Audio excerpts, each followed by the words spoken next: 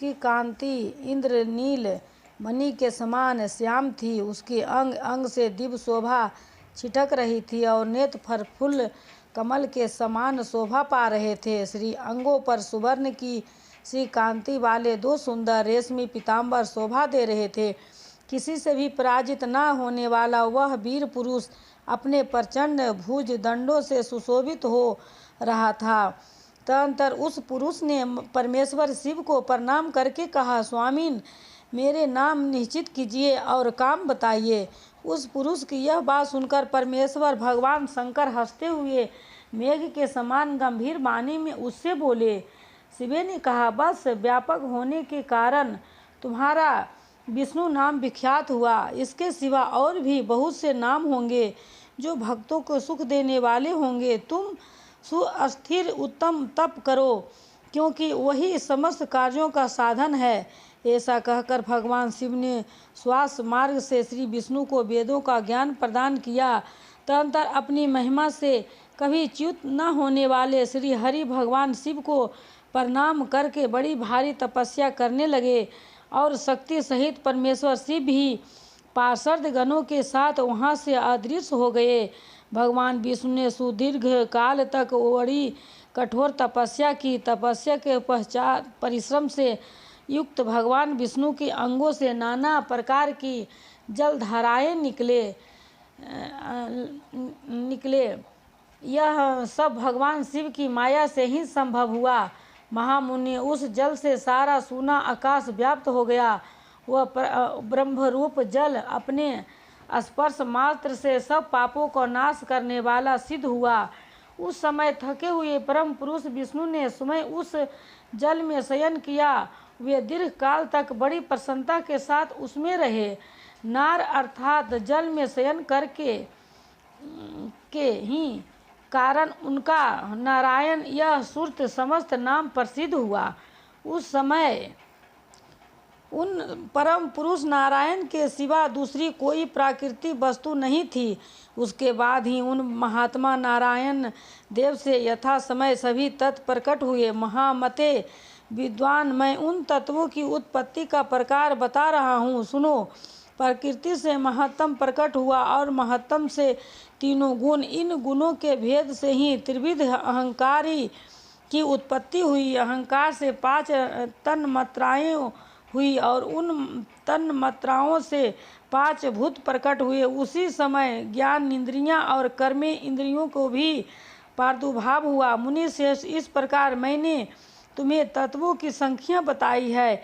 इनमें से पुरुष को छोड़कर शेष सारे तत्व प्रकृति से प्रकट हुए हैं, इसलिए सब के सब जड़ है। तत्वों की संख्या 24 है। उस समय एकाकार हुई 24 तत्वों को ग्रहण करके वे परम पुरुष नारायण भगवान शिव की इच्छा से ब्रह्मरूप जल में सो गए। ब्रह्मा जी कहते हैं, देवर्षि, जब नारायण देव जल में शयन करने लगे, उसी समय उनकी नाभि से भगवान शंकर के इच्छावश सहसा एक उत्तम कमल प्रकट हुआ, जो बहुत बड़ा था। उसमें असंख्य नाल दंड थे। उसकी कांति कनेर के फूल के समान पीले रंग की थी। तभी उसकी लंबाई और ऊंचाई भी अनंत योजना थी। वह कमल करोड़ों सूर्यों के समान प्रकाशित हो रहा था। सुंदर होने के साथ ही संपूर्ण तत्वों से युक्त था और अत्यंत अद्भुत परम रमणीय दर्शन के योग था तथा उससे उत्तम था। तत्पश्चात कल्याणकारी परमेश्वर सांब सदाशिव ने पूर्वत प्रयत्न करके मुझे अपने दाहिने अंग से उत्पन्न किया। मुन्ने, उन महेश्वर ने मुझे तुरंत ही अपनी माया से मोहित करके नारायण देव के नाभि कमल में डाल दिया और लीला पूर्वक मुझे वहां से प्रकट किया। इस प्रकार उस कमल से पुत्र के रूप में मुझे हिरण्यगर्भ का जन्म हुआ। मेरे 4 मुख हुए और शरीर की कांति लाल हुई। मेरे मस्तक त्रिपुंड की रेखा से अंकित थे। तात भगवान शिव की माया से मोहित होने के कारण मेरी ज्ञान शक्ति इतनी दुर्बल हो रही थी कि मैंने उस कमल के सिवा दूसरे किसी को अपने शरीर का जनक या पिता नहीं जाना। मैं कौन हूँ, कहाँ से आया हूँ, मेरा कार्य क्या है, मैं किसका पुत्र होकर उत्पन्न हुआ हूँ और किसने इस समय मेरा निर्माण किया है। इस प्रकार संशय में पड़े हुए मेरे मन में यह विचार उत्पन्न हुआ, मैंने किस लिए मोह में पड़ा हुआ हूँ। जिसने मुझे उत्पन्न किया है उसका पता लगाना तो बहुत सरल है। इस कमल पुष्प का जो पत्र युक्त नाल है उसका उद्गम स्थान इस जल के भीतर नीचे की ओर है। जिसने मुझे उत्पन्न किया है वह पुरुष भी वही होगा, इसमें संशय नहीं है। ऐसा निश्चय करके मैंने अपने को कमल से नीचे उतरा। मुन्ने, मैं उस कमल की एक एक नाल में गया और सैकड़ों वर्षों तक वहाँ भ्रमण करता रहा, किंतु कहीं भी उस कमल के उद्गमक उत्तम स्थान मुझे नहीं मिला। तब पुनः संशय में पड़कर मैं उस कमल पुष्प पर जाने को उत्सुक हुआ और नाल के मार्ग से उस कमल पर चढ़ने लगा। इसी तरह बहुत ऊपर जाने पर भी मैं उस कमल के कोष को ना पा सका। उस दशा में मैं और भी मोहित हो उठा। मुन्ने, उस समय भगवान शिव की इच्छा से परम मंगलमयी उत्तम आकाशवाणी प्रकट हुई, जो मेरे मुँह का विध्वंस करने वाली थी। उस वाणी ने कहा, तपस्या करो। उस आकाशवाणी को सुनकर मैंने अपने जन्मदाता पिता का दर्शन करने के लिए उस समय पुनः प्रयत्न पूर्वक 12 वर्षों तक घोर तपस्या की। तब मुझ पर अनुग्रह करने के लिए ही 4 भुजाएं और सुंदर नेत्रों से सुशोभित भगवान विष्णु वहाँ सहज प्रकट हो गए। उन परम पुरुष ने अपने हाथों में शंख, चक्र, गदा और पद धारण कर रखे थे। उनके सारे अंग सजल जलधर के समान श्याम कांति से सुशोभित थे। उन परम प्रभु ने सुंदर पीताम्बर पहन रखा था।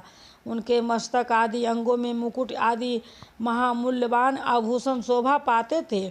उनका मुखार बिंद प्रसन्नता से खिला हुआ था। मैं उनकी छवि पर मोहित हो रहा था। वे मुझे करोड़ों कामदेवों के समान मनोहर दिखाई दिए।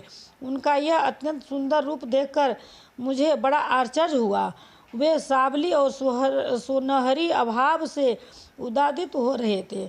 उस समय उन सत अस्वरूप सर्वतात्मा 4 भुजा धारण करने वाले महाबाहु नारायण देव को वहाँ उस रूप में अपने साथ देखकर मुझे बड़ा हर्ष हुआ। तदनंतर उन नारायण देव के साथ मेरी बातचीत आरंभ हुई। भगवान शिव की लीला से वहाँ हम दोनों में कुछ विवाद छिड़ गया। इसी समय हम लोगों के बीच में एक महान अग्नि सत्व ज्योतिर्लिंग प्रकट हुआ। मैंने और विष्णु ने क्रमशः ऊपर और नीचे जाकर उसके आदि अंत का पता लगाने के लिए बड़ा प्रयत्न किया, परंतु हमें कहीं भी उसका कोई छोर नहीं मिला। मैं थककर ऊपर से नीचे लौट आया और भगवान विष्णु भी उसी तरह नीचे से ऊपर आकर मुझसे मिले। हम दोनों शिव की माया से मोहित थे। श्री हरि ने मेरे साथ आगे पीछे और अलग बगल से परमेश्वर शिव को प्रणाम किया। फिर वे सोचने लगे, यह क्या वस्तु है। इसके स्वरूप का निर्देश नहीं किया जा सकता, क्योंकि ना तो इसका कोई नाम है और ना कर्म ही है। लिंग रहित तत्व ही यहाँ लिंग भाव को प्राप्त हो गया है। ध्यान मार्ग में भी इसके स्वरूप का कुछ पता नहीं चलता। इसके बाद मैं और श्री हरि दोनों ने अपने चित्त को सत्वस्थ करके उस अग्नि तंत्र सत्व को प्रणाम करना आरंभ किया। हम दोनों बोले, महाप्रभु, हम आपके स्वरूप को नहीं जानते। आप जो कोई भी हो क्यों न हो, आपको हमारा नमस्कार है। महेशान, आप शीघ्र ही हमें अपने यथार्थ रूप का दर्शन कराइए। मुनिश्रेष्ठ इस प्रकार अहंकार से आविष्ट हुए हम दोनों ही वहाँ नमस्कार करने लगे। ऐसा करते हुए हमारे 100 वर्ष बीत गए।